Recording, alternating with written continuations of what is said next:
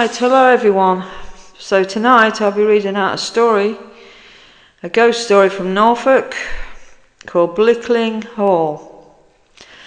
On the 19th of May, as the clocks toll midnight, a dreadful sight is seen at Blickling Hall. A coach pulled by 4 headless black horses, driven by a headless man, pulls up by the front door.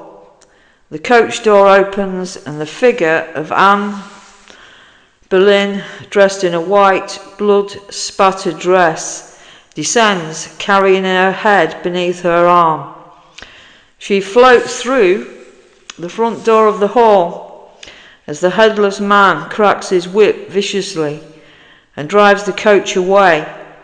Once inside the house, Anne Boleyn does a little light haunting, creeping up the stairs, moaning gently, that sort of thing, which is not to suggest that her ghost is in any way lazy.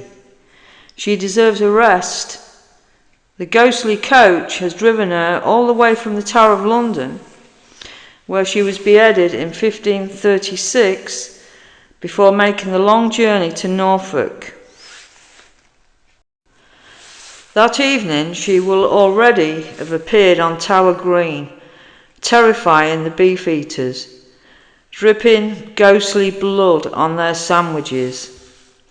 After that, she'll have been in a ghostly procession to the Royal Chapel, along with all the other headless spirits: Jane Howard, Lady Jane Grey, Thomas More, to name but a few.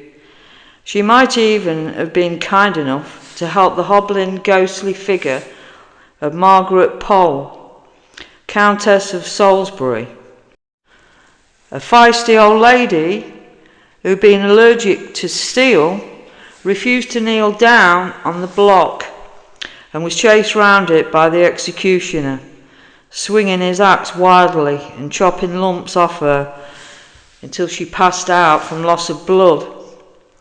But these great efforts are dwarfed by the labours of her father, Thomas Boleyn, the driver of the coach.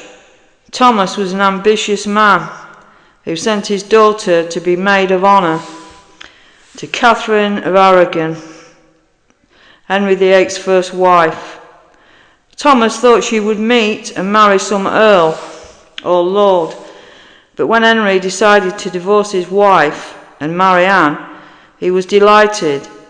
But Henry was desperate to have a son to inherit his throne, and unfortunate for her, Anne failed to produce one, and Henry's roving eye soon fell on another woman, Jane Seymour.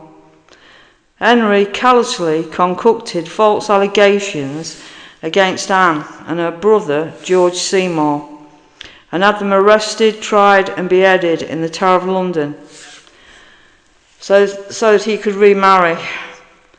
Thomas Boleyn was shattered by his children's death and blamed himself, reasoning that had he not been ambitious, they would still be living a happy, modest life with him.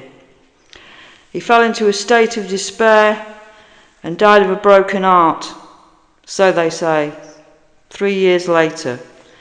But his guilt-ridden, unquiet soul can find no rest.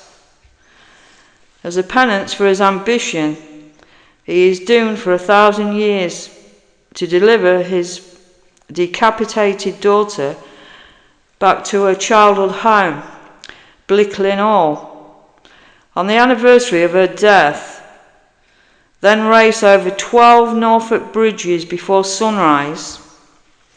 Few sensible people venture out on this night to witness the terrifying sight of Sir Thomas, his grieving head sitting in his lap, belching smoke, his eyes glowing red as he frantically lashes his sweating horses on. His route takes him from Blickling to Aylsham to Berg, Buxton, Coltishall, Mayton, Oxnead and Wroxham, and with each passing mile The sight becomes more dreadful. The whipping becomes more frantic. The horses begin to bleed. Then the flesh starts to peel from their ribs. Sir Thomas begins to scream and curse. The smoke from his mouth turns to gouts of flame. The coach's wheels, growing hot, glow red and shoot sparks in all directions. Then, as the last bridge is approached, the wheels burst into flame and engulf the entire coach. The horses, terrified, rear up, and Sir Thomas, now so burnt and singed that the bones of his arms burst through his flesh, lashes them on to one last exertion. Over the bridge they go, then collapse in a heap of bones, blood, wheels and flame.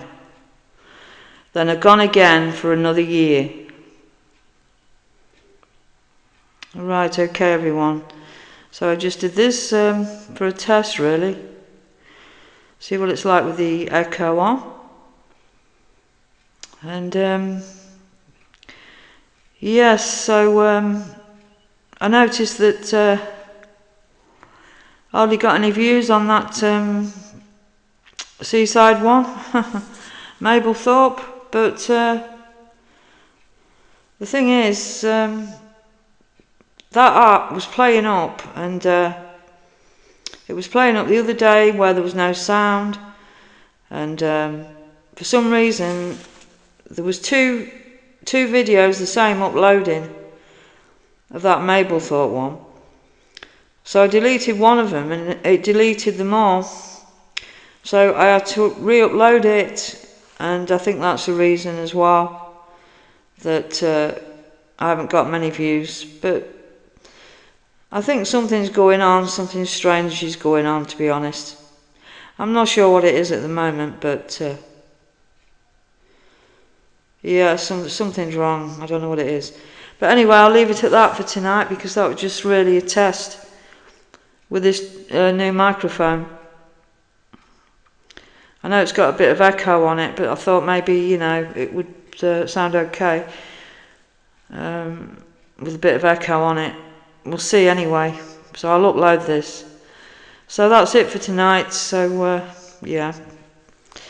So take care everyone, and I'll be on again soon.